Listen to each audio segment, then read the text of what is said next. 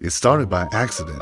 On the third night of the outbreak, the generators failed, the streets plunged into darkness, and the only light came from a single, flickering billboard. The zombies, these unstoppable, snarling things that had torn through concrete walls and armored vehicles, they hit the edge of that billboard as shadow and just stopped. It was like they'd slammed into an invisible wall.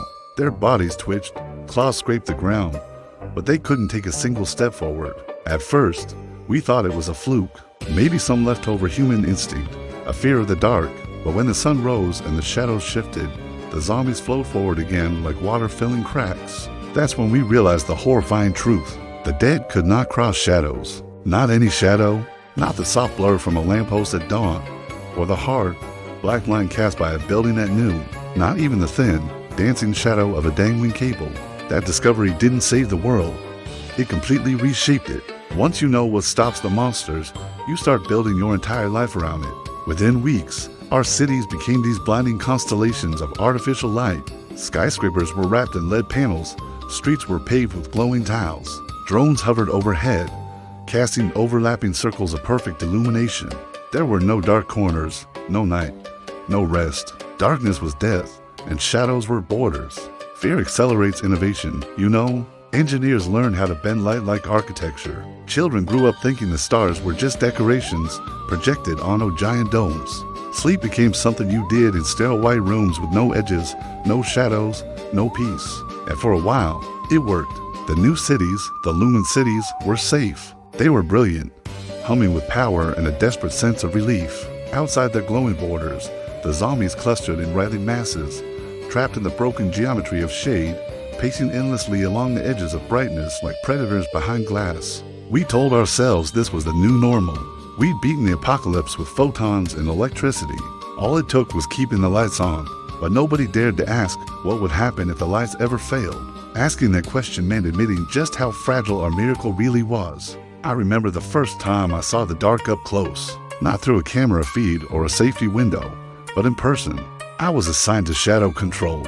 We were the teams that managed the city's illumination angles. Shadows weren't natural things anymore.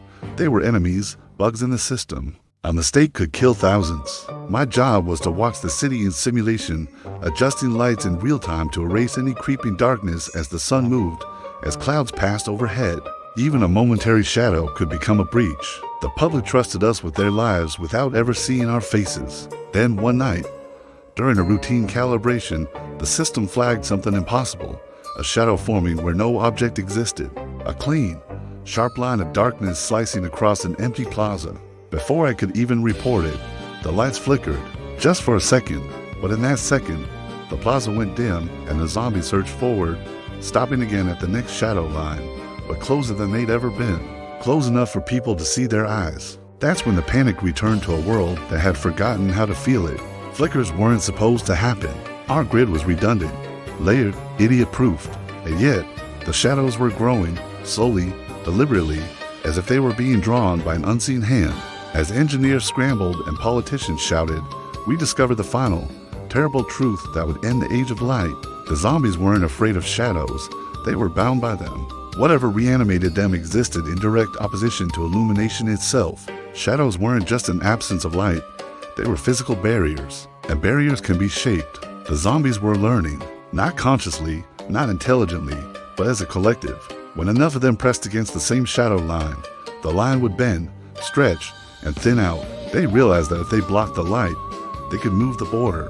They started piling themselves up in front of lamps, climbing onto floodlights, smothering our drones with their own bodies, extinguishing brightness by sacrificing themselves. They were creating new shadows, watching from the control room as the first coordinated dark zone bloomed inside the city. It felt like watching physics betray us. The zombies weren't crossing shadows, they were making them.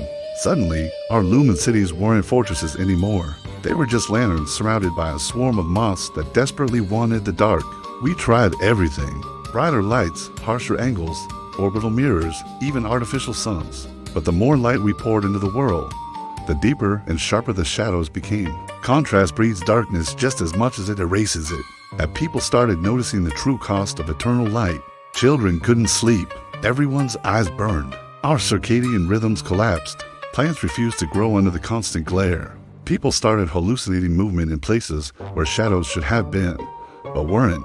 When the first real blackout hit just a local failure in one district, the screams were so fast and so complete that the recordings are now used in training, not to teach procedures, but to remind us why failure is unacceptable. Still, it kept happening. No system is perfect forever. Entropy always collects its debt. Eventually, the question stopped being how to keep the lights on and became how to live knowing that one day they wouldn't be. That's when the philosophers and engineers did something both desperate and brilliant. They stopped trying to erase shadows and started designing them. Controlled darkness, intentional shade. They built shadow corridors that redirected the dead away from population centers. Shadow mazes that trapped them in endless loops. Shadow wells that dropped them into pits they could never climb out of because the walls were pure light and the bottom was pure dark. The world became a chessboard of illumination and absence, with humanity learning to sculpt darkness just as carefully as we had sculpted light. For a while, that balance held, until the final revelation. It came not from a breach or a system failure, but from a child. During a lesson, she asked a simple question. Why can humans cross shadows, but zombies can't?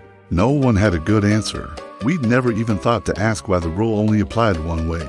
The research teams went back to the beginning, to the first footage, the first nights, the first shadows, and they found the detail we had all missed. The zombies weren't stopping at shadows. They were stopping at silhouettes, at the absence of a reflected identity, at places where light failed to outline a self, when the dead lost their own shadows, when their rotting bodies no longer cast them properly.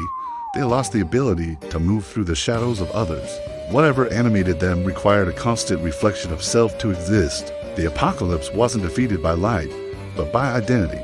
The reason we could cross shadows was because we still belonged to ourselves, and that meant the true danger wasn't the lights failing. It was humanity losing the very thing that made us cast a shadow in the first place. As the cities of light grew brighter and brighter, bleaching people into identical shapes, erasing privacy, erasing individuality, erasing the darkness from our souls as well as our streets, our own silhouettes grew thinner, weaker, less defined.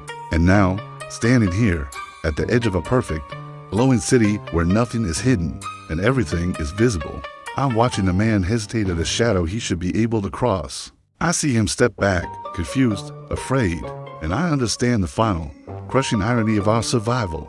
We built a world without darkness to escape the monsters, and in doing so, we're slowly becoming the only things left that can't cross the shadows. Thanks for watching. If this story made you think, consider subscribing for more.